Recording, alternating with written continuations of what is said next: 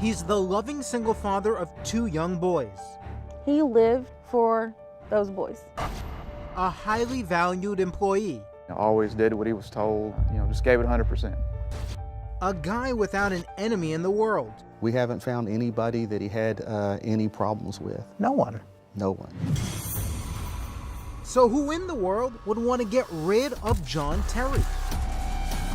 It's so hard because I keep thinking about the boys. They're so lost and they don't understand. Today, he's a man at the center of a baffling mystery. Basically, his last hours alive could have been buying pet food at Walmart. Yes. And April Stoll is the intrepid investigator who spends every day sifting through the evidence to find just who or what is behind his disappearance. I took the case file and started at page 1. Is it murder? The blood spatter was located here. Or could it be that John Terry made himself disappear?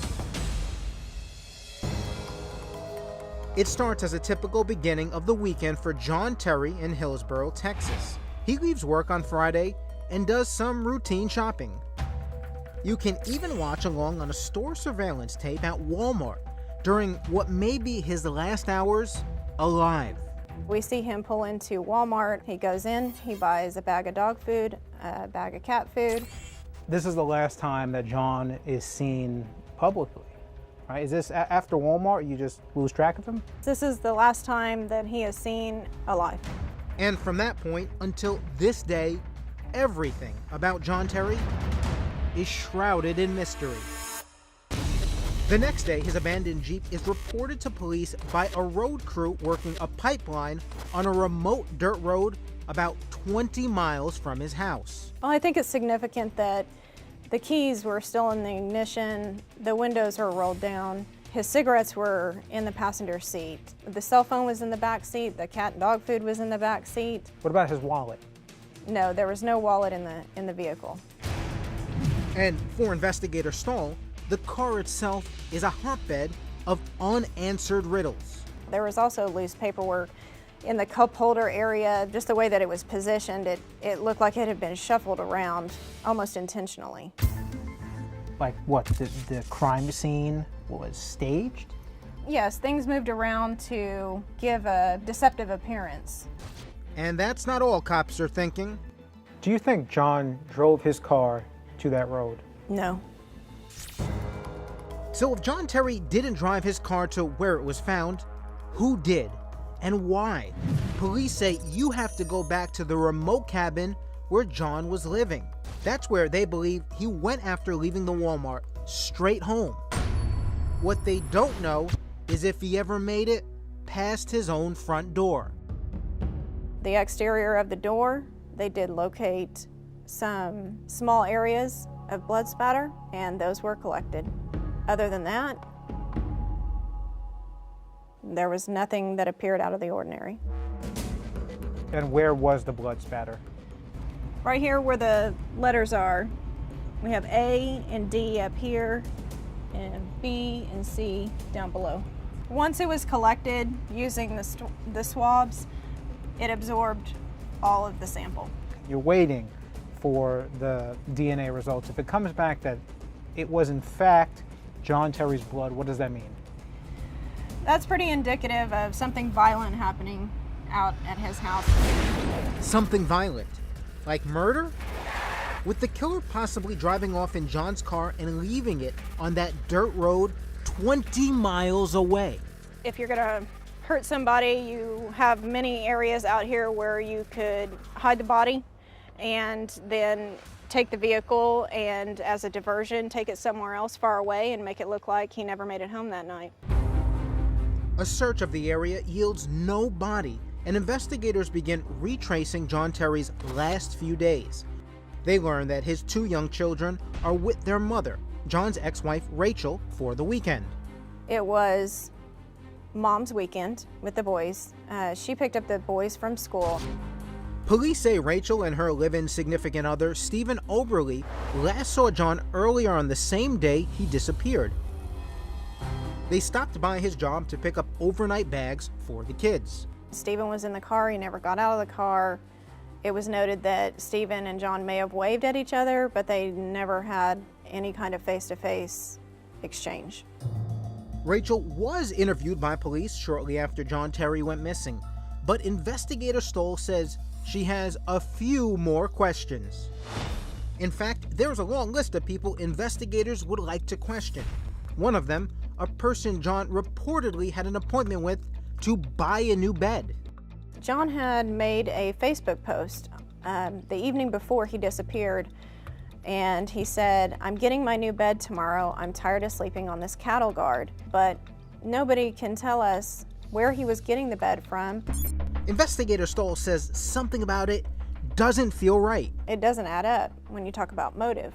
Yeah, who kills somebody over a bed, right? Unless it was a straight up robbery. So if you have free reign and access and your motive is robbery, and you're in a secluded area,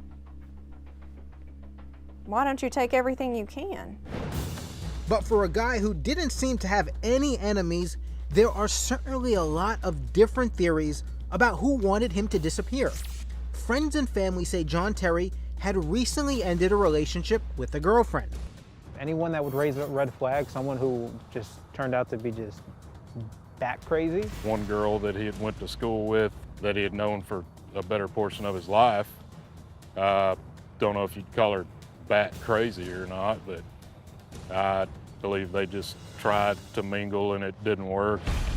And then there's this, the most incredible possibility of all, a picture submitted on a missing persons information website of a man taken near Tijuana, Mexico, not long after John vanished.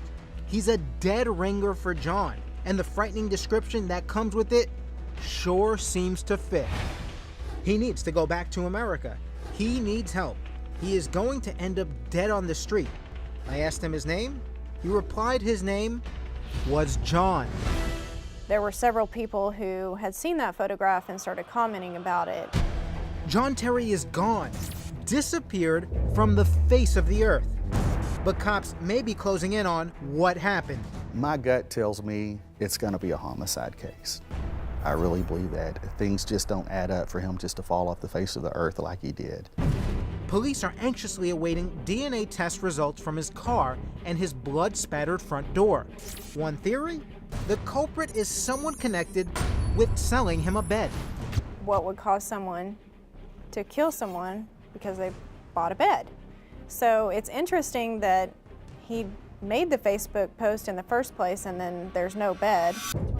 Not only that, investigator Stoll says what was found in John Terry's car suggests that there may be more than just one suspect. That is a possibility, 2 suspects, and you have a third one driving another vehicle, following along, because whoever drove John's Jeep had to get a ride at some point to go home. And cops have probed deeper into that chilling look-alike picture from Mexico. The family was able to get in touch with some distant friends that were able to obtain better photographs of the man. Unfortunately, those photos led to a dead end. We were able to confirm by looking at it that that was not John. And now police have a short list of people they want to talk to. We're still looking at people that he was communicating with at that time. And close to the top, John Terry's ex-wife, Rachel. Rachel on the list? Yes. Raising questions? John's cell phone. Cops claim his records show John didn't talk to his ex-wife much, but that changed the final weeks leading up to his disappearance. And we start seeing 10 minutes, 11 minutes, 15 minutes, and in between those we're seeing 1 hour. And there were 2 phone calls that were at least an hour or just under an hour. That's something we're going to be asking, because that is a possibility that suddenly something's gone wrong in her life or his life and they're having a conversation about it. To be clear, Rachel has not been named as a suspect or person of interest in this case, and cops may not be ready to interview her just yet. But she agreed to talk to Crime Watch Daily in a first-time exclusive interview for television. Hey, Rachel. Hi. Jason Matera, nice to meet you. Thanks for doing this interview. And yes, we asked her about those long phone calls she had with John shortly before he disappeared. According to investigators, they say, leading up to John's disappearance, that there was an unusually high volume of calls between you and him. Why the high volume of calls? I mean, it's been 2.5 years, so I don't really recall, but I know some of those were probably between me and my children. You know, they would ask him, can I call Mom? Again, we approach this interview as we believe any detective might down the road. And that means we put it all on the table. I just want to ask you flat out, you, Rachel, had nothing to do with John Terry's disappearance? Absolutely not. Do you know who did? I have absolutely no clue. I wish I did. So let's say one of the working theories is who stands to benefit? And say, well, John's out of the picture, you get full custody of the kids, you no longer have to pay child support, you no longer have to drive an hour and a half to drop them off, pick them up. How would you respond? I would respond by saying that's a ridiculous theory. Who kills somebody over an hour and a half drive to pick up their kids from their dad who they love? And who kills somebody over $200 a month? I mean, that just doesn't make any sense. I would never do something so ridiculous. Rachel remembers the last time she saw John. He seemed normal. In good spirits? Nothing suspicious, nothing strange. Came out from work, gave the boys a hug and a kiss, told them that they'd be back on Sunday, and he didn't, seem any different. And one theory Rachel heard about is unlike anything we've ever heard from anyone, including family, friends, or police. Somebody had said something about, finding meth or something in his house. And so sometimes I wonder, did he get involved with somebody with that drug? Did he owe him money? That's really the only thing I can think of. Rachel hopes this interview will help solve the mystery surrounding her missing ex and the father of her 2 young sons. It's still sad, I hate to think of anything that he may have gone through.